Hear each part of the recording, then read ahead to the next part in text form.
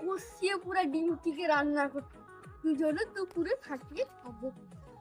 কি মজা!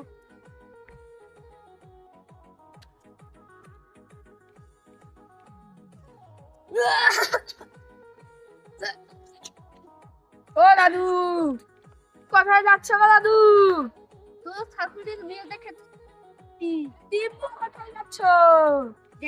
ডিম দিয়ে আজকে কষা করে খাবো।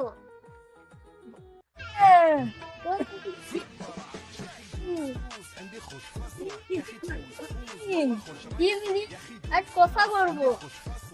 দাদু ডিম দিয়ে মুরগি বাচ্চা ফুটাবে নাকি? হ্যাঁ, আগে রাস্তাটা যাই না। ও দাদু, তোমাকে এতদিন দেখতে পাচ্ছি না কেন? না দাদি, সেরকম কিছু হয়নি, একটু থাইরয়েডটা একটু বেড়ে গেছে আমার। থাইরয়েড না, হাইরয়েড। সবাই দেখো, দাদু বুড়ি।